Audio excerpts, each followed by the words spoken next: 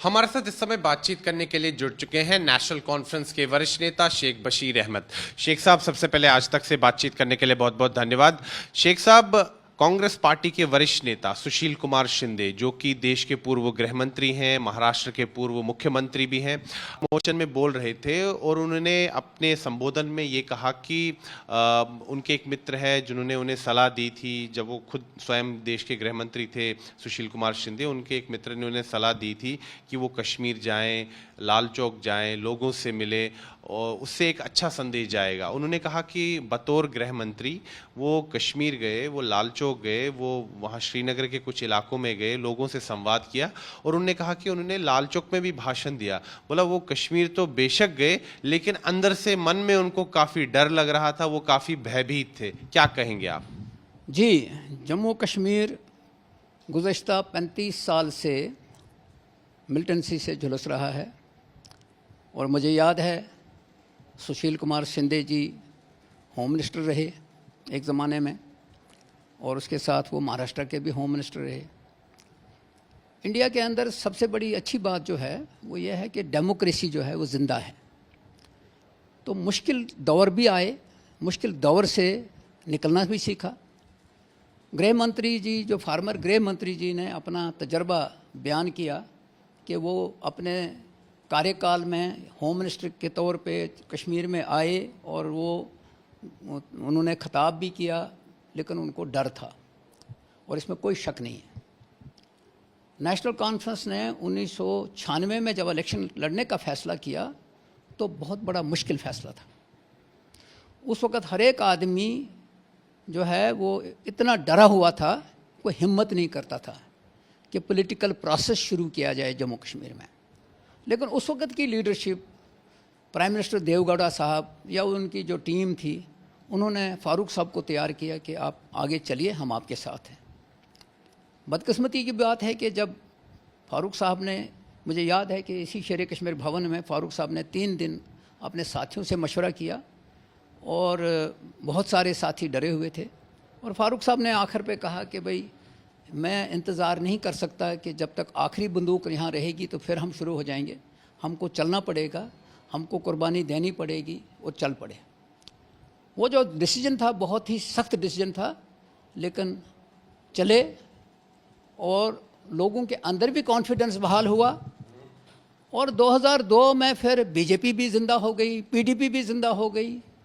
बहुत से लोग इसमें आ गए जो आज छोटी छोटी पार्टियां हैं। 96 में तो भारतीय जनता पार्टी ने भी चुनाव लड़ा, वो कहीं एग्जिस्ट नहीं करती थी। भारतीय जनता पार्टी तो अपने घरों में छुप गई थी। उन्होंने सीटें भी जीती यहाँ जम्मू से। मैं जम्मू से जीती ना, मैं कश्मीर की बात कर रहा हूँ।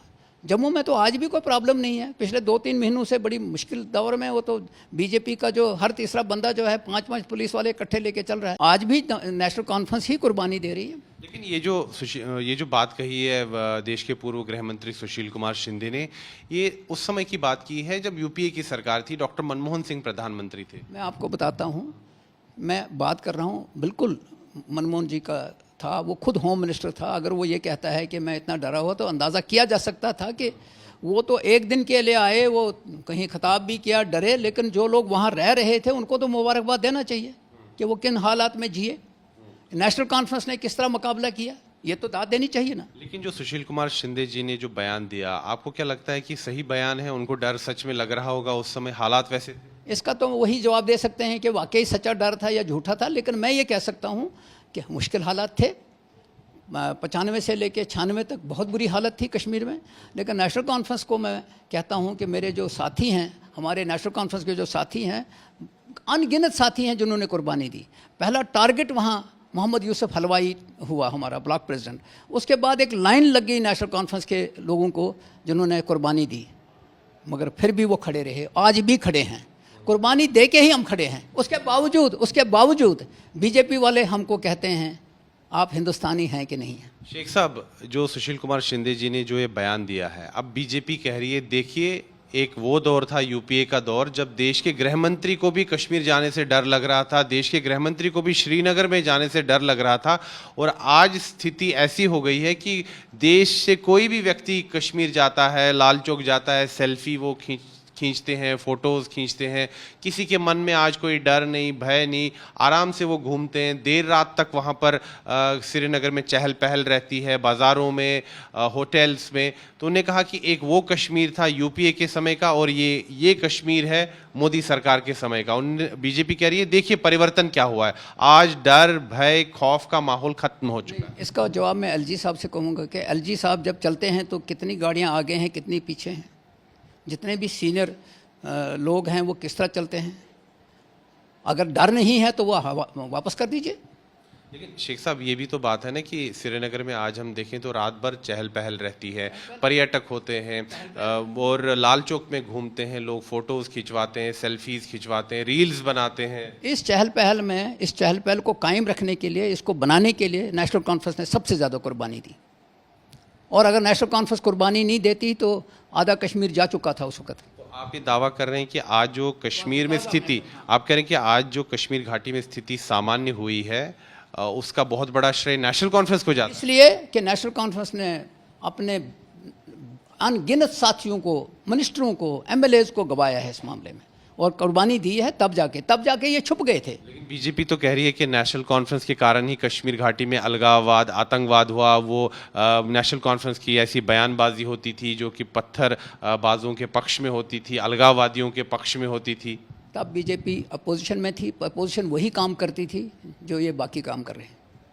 मैं कह रहा हूँ कि इन हालात को इस जगह पे लाने के लिए नेशनल कॉन्फ्रेंस में कुर्बानी। तो जो अनुच्छेद 370 हटाया गया और जो मोदी सरकार ने जो फैसले लिए, आप कहते हैं कि मोदी सरकार को कोई श्रेय नहीं जाता? बिल्कुल नहीं।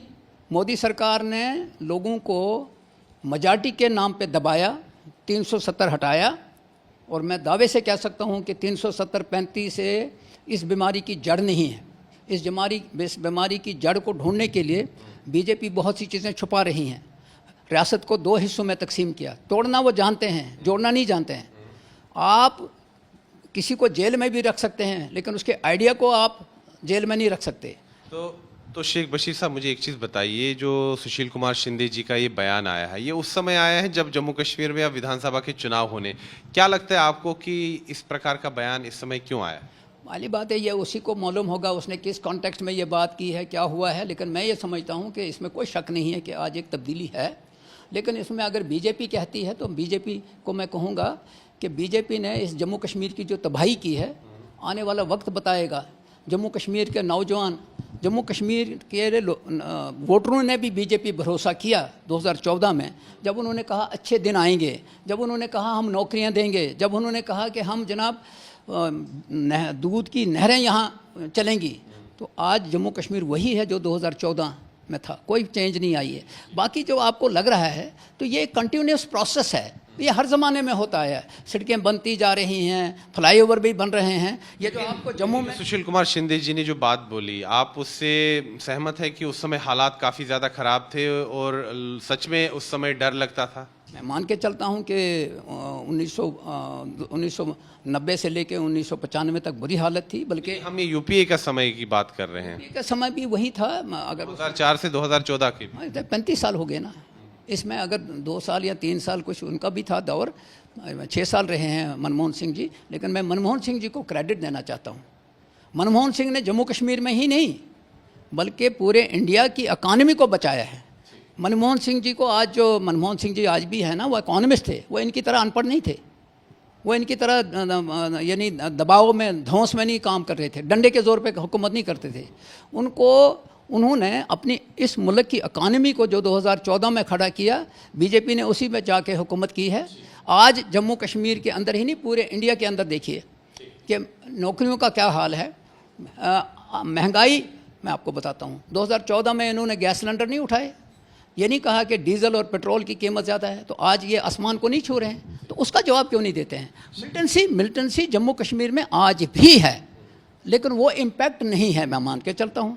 लेकिन आज भी आपके बहुत से जो बीजेपी लोग हैं, 4 पुलिस वाले आगे 4 पीछे चलते हैं, आज भी नेशनल कॉन्फ्रेंस वाले कुर्बानी दे रहे हैं। तो ये जो ड्रामा कर रहे हैं, ये ड्रामा खुल जाएगा 8 अक्टूबर को। शेख बशीर साहब, आपने हमारे साथ बातचीत की, उसके लिए बहुत बहुत धन्यवाद। बहुत बहुत शुक्रिया, आपका भी बहुत बहुत शुक्रिया, आपने वक्त निकाला और यहाँ मुझे मौका दिया अपनी बात करने का। Thank you. तो ये थे शेख बशीर अहमद, नेशनल कॉन्फ्रेंस के वरिष्ठ नेता, और इनका कहना है कि जो सुशील कुमार शिंदे जी ने जो बयान दिया है कि जब वो गृह मंत्री थे उनको डर लगता था कश्मीर जाने से, इन्होंने कहा है कि निस्संदेह हालात कश्मीर घाटी में काफ़ी ज़्यादा ख़राब थे। इन्होंने ये भी माना है कि हालात में सुधार आया है, लेकिन इनका ये दावा है कि जो हालात में सुधार आया है कश्मीर घाटी में, उसका बहुत बड़ा श्रेय नेशनल कॉन्फ्रेंस को जाता है। वीडियो जर्नलिस्ट नीरज कुमार के साथ मैं सुनील भट्ट, जम्मू आज तक।